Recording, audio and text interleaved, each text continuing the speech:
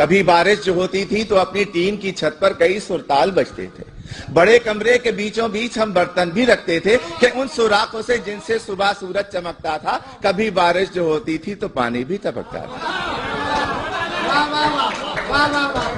نئے ہمسائے کی بیٹی ہمارے گھر میں آتی تھی.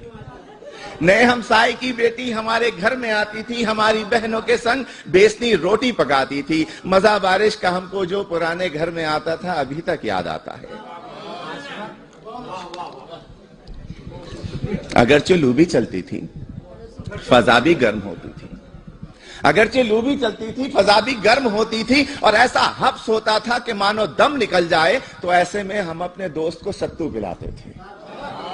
اگر ہو جیب میں پیسے تو پھر قلفی بھی کھاتے تھے.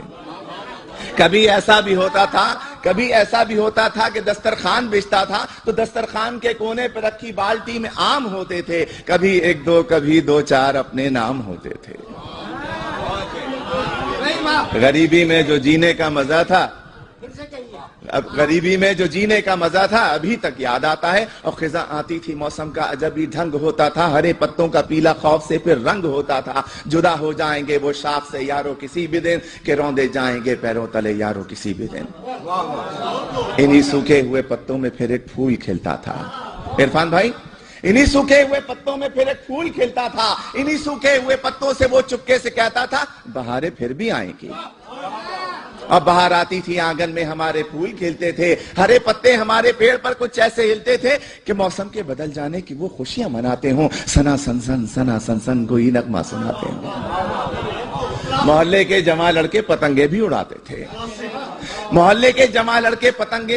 تھے. کہیں دم چھلا اڑتی تھی کہیں گڈے لڑاتے تھے. اور کبھی تو جانے بوجھے ایک مکان کی چھت پہ ہم یارو کسی کو دیکھ کر اپنی پتنگیں بھی گراتے.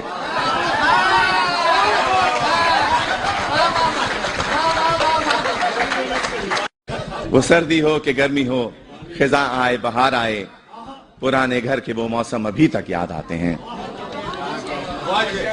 شکریہ.